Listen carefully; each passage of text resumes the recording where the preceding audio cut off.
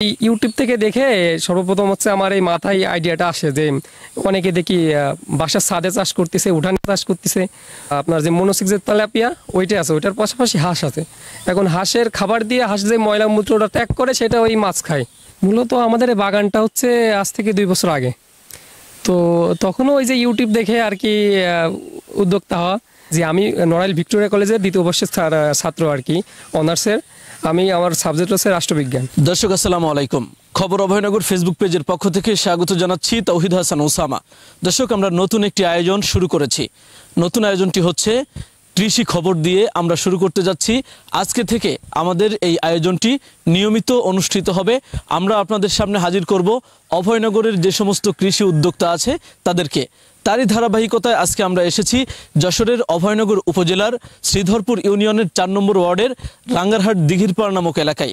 এখানে সাকিব শেখ নামের একজন উদ্যোক্তা, তিনি একাধারে আদা চাষ করছেন, হাঁসের সাথে মাছের খামার করেছেন, পাশাপাশি চায়না লেবুর চাষ করে ব্যাপক সফলতা অর্জন করেছেন।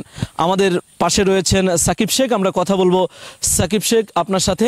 আপনি আদা চাষ শুরু করেছিলেন কবে থেকে এবং এটা কতদিন ধরে আপনি পরিচর্যা করছেন? আমার আদা চাষ শুরু এই আজ থেকে 7 মাস আগে। এখন আমি তো সর্বপ্রথম হচ্ছে ইউটিউবে দেখে চাষ করছি, আধুনিক পদ্ধতিতে আর চাষ আর কি।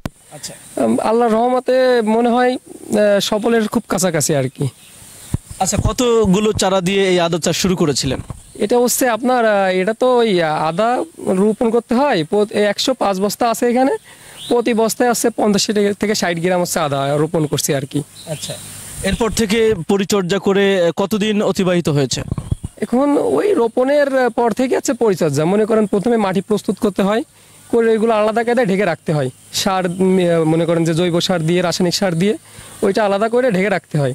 রাখার পরে বস্তার ভিতর পুড়ে ওই আপনার রোপণ করে পানি সেচ দিয়ে দিতে হয়। এই আদা চাষ করতে গেলে কি কি ব্যবহার করতে হয়েছে আপনাকে? সার মাটি কি কি দিয়েছেন সেই বিষয়টা একটু জানাবেন। প্রথমত আসলে জৈব সারের কোনো বিকল্প নাই। আপনি বস্তা প্রতি যত জৈব সার বেশি দিবেন, আপনার আদাটার তত বেশি গুণাগুণ ভালো হবে। আমার প্রতি বস্তায় 5 থেকে 7 কেজি জৈব সার দেওয়া, তারপর সীমিত পরিমাণ রাসায়নিক সার ব্যবহার করা, কিন্তু জৈব সারের পরিমাণটা অনেক বেশি।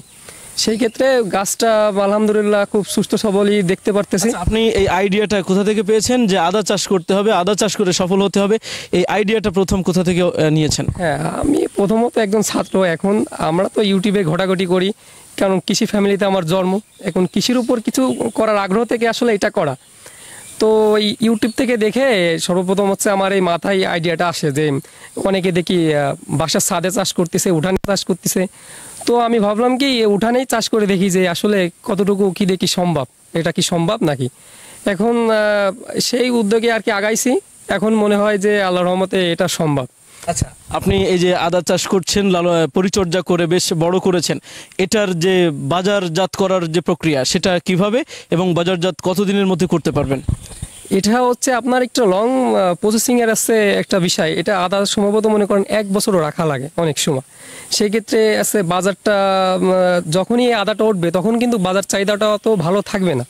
কারণ কি আমরা জানি একটা প্রোডাক্ট মনে করেন যে স্বল্প মাত্রায় যেখানে উৎপন্ন হয়, মানে উপাদান হয়, সেইখানে কিন্তু ওই বিক্রিও একটু ঝামেলা থাকে। সেক্ষেত্রে আদাটা মনে করেন আমাদের এলাকায় সচরাচর চাষ হয় না। সেক্ষেত্রে বাজার একটু ঝামেলা হবে, এটা স্বাভাবিক।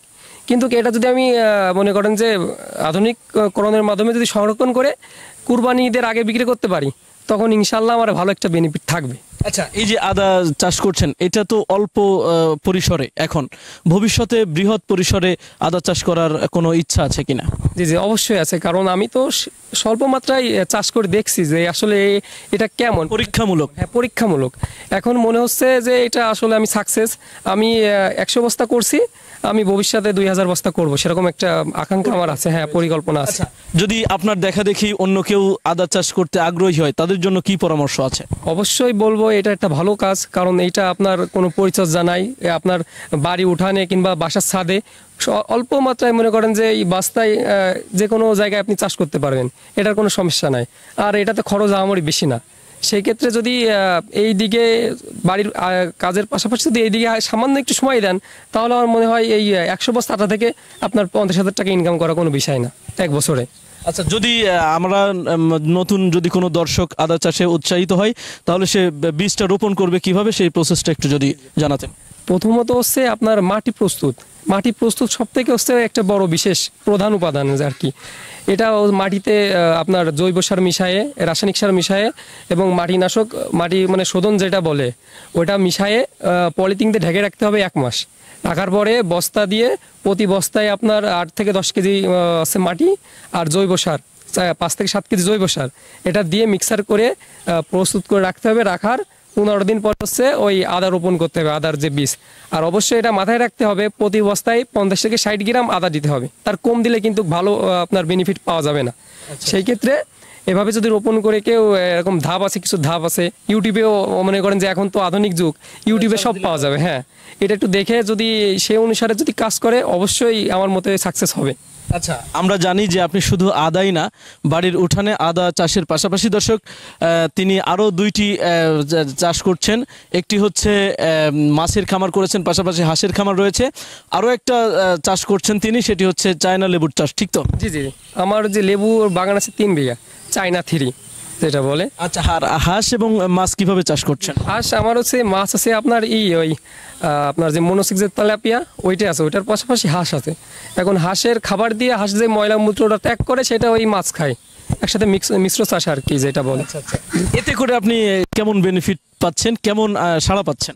এখন হাঁস আর মাছ এটা হচ্ছে নতুন, মাছ চাষ করছি আগে, কিন্তু হাঁস আর মাছ এটা হচ্ছে মিক্সার, এটা হচ্ছে নতুন, এটা এখনো ফলাফল পাইনি, কিন্তু মনে হয় যে ভালো কিছু পাবো, মানে আশা আছে আর কি। আচ্ছা, আপনি এই যে কৃষি উদ্যোক্তা, কৃষি নানান কাজকর্ম করছেন, পাশাপাশি আপনি পড়ালেখাও করছেন, কোথায় পড়ছেন আর কি নিয়ে পড়ছেন?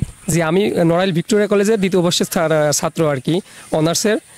আমার সাবজেক্ট হচ্ছে রাষ্ট্রবিজ্ঞান। আচ্ছা আচ্ছা, তো আপনি পড়ালেখার পাশাপাশি এই কৃষি কাজগুলো করছেন, পরিবারের সাপোর্ট কেমন পান? পরিবারের সাপোর্ট আলহামদুলিল্লাহ খুব ভালো পাই, কারণ আমার বাবাও কৃষক, আমাদের কৃষি ফ্যামিলি আর কি। সেই ক্ষেত্রে এখনো চাকরি এখন পড়াশোনা না শেষ করে তার চাকরি হবে না, সেই ক্ষেত্রে পড়াশোনার পাশাপাশি যদি কিছু করতে পারি, এই সেক্টরে আর কি মনোযোগ বেশি দিছি। চাকরি থেকে যদি নিজে উদ্যোক্তা হয়ে নিজে যদি কিছু করা যায়, অন্যের চাকরির থেকে নিজে কিছু করাটা আমার মনে হয় অনেক ভালো, অনেক। জি, এই ক্ষেত্রে মনে করেন যে আমি উদ্যোগ নিছি এই সেক্টরে আর কি একটু বড় কিছু করব। আচ্ছা, আর কোনো প্ল্যান আছে কিনা এই 3টা বিষয়ের বাইরে? আর কোনো প্ল্যান আপনার আছে কিনা মাথায়? জি জি, আমার প্ল্যান আছে একটা গরুর খামার করা প্রথমত, কিন্তু কথা হচ্ছে কি স্যার, আমাদের ওই জমি জায়গায় থাকলে কি হয়, মনে করেন নগদ অর্থ নাই। হ্যাঁ, এখন আমরা ওই কৃষি ব্যাংকে লোন টোন চাইতে গেলে ওখানেও ঝামেলা করে। মনে করেন যে মোটরস রাখলেও, জমি জায়গার মোটরস রাখলেও মনে করেন যে 1.5 লাখ টাকার বেশি লোন দেয় না। এখন তো 1.5 লাখ টাকা নিয়ে আর কি গরুর, হ্যাঁ সম্ভব না, গরুর খামারও পসিবল না। এই কারণে আর কি এই দিকটা সরকার যদি একটু মনোনিবেশ করতো যে আসলে নতুন উদ্যোক্তাদের জন্য কিছু করা যায় আর কি, এইটা চিন্তা ভাবনা যদি মাথায় নিত, তাহলে আমি মনে করি আমি একা না, আমার মতো হাজার হাজার উদ্যোক্তা তৈরি হতো প্রতি ঘরে ঘরে। আপনারা কি অভয়নগর উপজেলা কৃষি সম্প্রসারণ অধিদপ্তরে কখনো যোগাযোগ করেছেন এই সহযোগিতার ব্যাপারে? জি জি, অবশ্যই বলছি। তারা স্যাররাও ভালো মানুষ, স্যাররা বলছে কি যে আসলে ওটা তো অন্য সাইড, আমরা তো কিছু বলতে পারবো না, ব্যাংক যদি তোমার লোন না দেয় সেটা তো তোমার ব্যক্তি। তাদের পক্ষ থেকে, কৃষি সম্প্রসারণ অধিদপ্তরের পক্ষ থেকে কোনো সাহায্য পেয়েছেন কিনা, কিংবা পাওয়ার চেষ্টা করেছেন কিনা? জি জি জি, অবশ্যই পাইছি। আমাদের যে কৃষি কর্মকর্তা যে অফিসার ছিল স্যারই আর কি, তারে ফোন করছিলাম যখন আদা রোপণ করি, একটু মাঝে ঝামেলা দেখা দিছিল, ওই মারা যাচ্ছিল সার প্রয়োগ করার ফলে। ওই স্যার আসছিল, আসার পরে সব দেখা টেকে দিল যে বিষয়টা এমন না, এই কায়দায় করতে হবে। তখন আর কি স্যারের সহযোগিতাও আমি অনেক পাইছি। আচ্ছা, মাছ কি পরিমাণ মাছ ছেড়েছেন? মনোসেক্স তেলাপিয়ার কথা বলছিলেন, কি পরিমাণ ছেড়েছেন? এটা হচ্ছে আপনার, এটা তো পিস হিসাবে কিনতে হয়, তাও প্রায় 43,000 টাকার মাছ ছাড়া আর কি আমার। আচ্ছা, এই মাছগুলো আপনি কোথায় পেয়েছেন আর পিস কত করে কিনেছেন?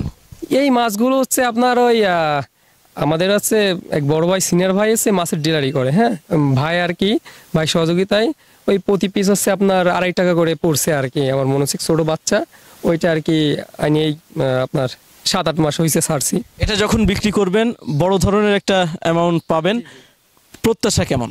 প্রত্যাশা তা 1,20,000 টাকা হবে, 20 লাখ টাকা ইনকাম হবে যদি। 1,20,000 টাকা আচ্ছা, আপনার যে ইয়েটা মাছ ছেড়েছেন সেটা। আচ্ছা দর্শক, আমরা শুধু এই যে আদা চাষ করেছেন এবং শুধু যে হাঁসের সাথে মাছের খামার বিষয়টা এমন না।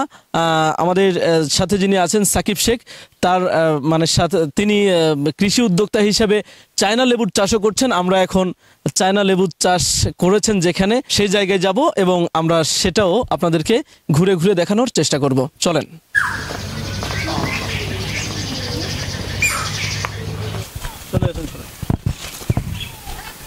দর্শক, আমরা এই মুহূর্তে চলে এসেছি সাকিব শেখের যেই লেবুর বাগানটি রয়েছে, চায়না লেবুর বাগান, সেখানে এসেছি। এসে আমরা যেটি দেখেছি, থুকায় থুকায় লেবু ধরেছে এবং সুস্বাদু এই লেবুগুলো এত বেশি পরিমাণ ধরেছে যেটি যে কারোর দেখলেই ভালো লাগবে এবং এটি বাজারজাত করে সাকিব শেখের পরিবার মূলত স্বাবলম্বী হয়েছেন। আপনারা কবে থেকে এই লেবুর চাষ শুরু করেছেন? চায়না লেবুর চাষ কবে থেকে শুরু করেছেন? মূলত আমাদের এই বাগানটা হচ্ছে আজ থেকে 2 বছর আগে।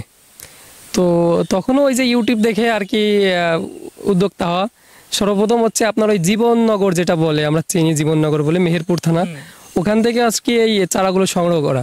আমার ছোটো কাকা আর কি চারাগুলো সংগ্রহ করছিল, করার পরে আর কি এখানে আসছে আমরা রোপণ করি আর কি। এই 2 বছর আগে থেকে আমাদের এই বাগানটা, এটা 12 মাসকালই লেবু হয়। আচ্ছা, কি পরিমাণ লেবু হয়? আপনার টোটাল কতটুকু জমি আছে এবং এই জমিতে কি পরিমাণ চারা আছে এবং কি পরিমাণ লেবু হয়? এই টোটাল 3 বিঘা জমি হবে আমাদের বাগানটা। এখন ওই লেবু তো আসলে 3 বিঘা জমির লেবু একদিনে ভাঙা সম্ভব না, তো একসাথে ভাঙলে 15-20 হাজারের বেশি লেবু ভাঙা সম্ভব একদিন। জি। এই লেবু বাজারে বিক্রি করেন, আমরা জানি রমজান মাসে লেবুর চাহিদা ব্যাপক হয়, দামও অনেক বেশি পান। গত রমজানে কেমন প্রফিট করেছেন? জি, গত রমজানে পার পিস আপনার 10 টাকা করেও বিক্রি করছি, 8 টাকা 10 টাকা এরকম করেও বিক্রি করছি। কিন্তু একটা সমস্যা কি, ওই আসলে রমজান মাসটাই একটা ভালো প্রফিট পাই আমরা, কিন্তু এরপরে যে বিগত যে মাসটা, এইটাই আর কি ভালো প্রফিট পাওয়া যায় না। এখন দেখেন যে আপনি লক্ষ্য করবেন যে অধিকাংশ লেবু কিন্তু পাইকে নিচে পড়ে আছে। এই লেবুটা কিন্তু এখন 8 আনা মানে 50 পয়সার পিস লেবু, 1 টাকা পিস এরকম করে বিক্রি করতে হয়।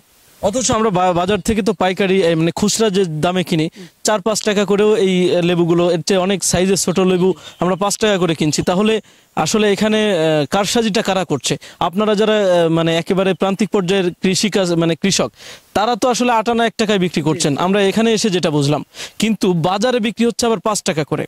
তাহলে এই মাঝের এই মানে গ্যাপটা কারা সৃষ্টি করছে? এটা হচ্ছে একটা সিন্ডিকেট।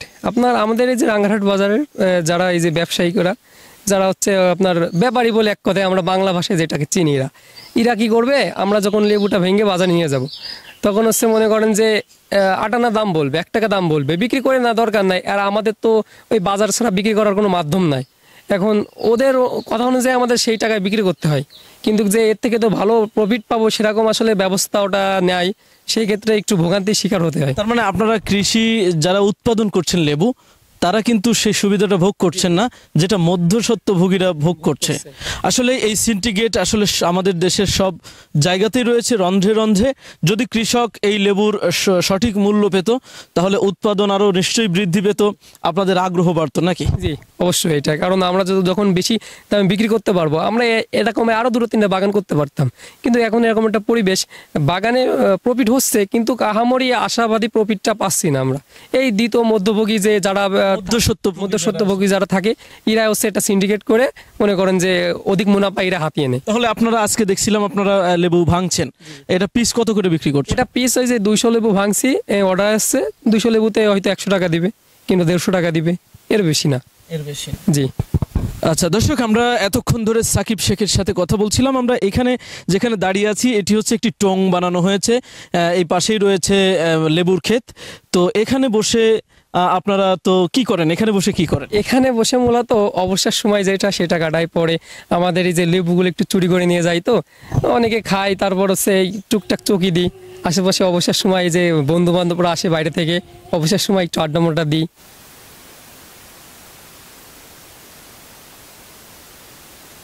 দর্শক, এতক্ষণ শুনছিলেন সাকিব শেখের সফলতার গল্প। তিনি একাধারে আদা চাষ করেছেন হাঁস এবং মাছের খামার, পাশাপাশি চায়না লেবু চাষ করে তিনি সফলতা অর্জন করেছেন। আপনিও যদি সফল হতে চান, কৃষি উদ্যোক্তা হতে চান, কৃষি উদ্যোক্তা হয়ে সফল হতে চান, তাহলে অবশ্যই অনুসরণ করুন সাকিব শেখের নিয়ম এবং পদ্ধতি। দর্শক আজকের মতো এই পর্যন্ত, আবারও দেখা হবে অন্য কোনো ভিডিওতে। সেই পর্যন্ত সবাই ভালো থাকুন, সুস্থ থাকুন, আল্লাহ হাফেজ। আপনি কি বিল্ডিং ডিজাইনের জন্য নকশা পিলার, জানালা পিলার, ব্যালকনি পিলার ও ছাদের কার্নিশ খুঁজছেন? তাহলে এখনই চলে আসুন শেখ কনস্ট্রাকশন অ্যান্ড স্যানিটারিতে। এখানে ছাদ ও সিঁড়ির নলচা, ফুলের টব সহ বিল্ডিং ডিজাইনের যাবতীয় পণ্য বিক্রয় করা হয়। বইকারা মালিকের চাতাল সংলগ্ন নওয়াপাড়া, অভয়নগর, যশোর।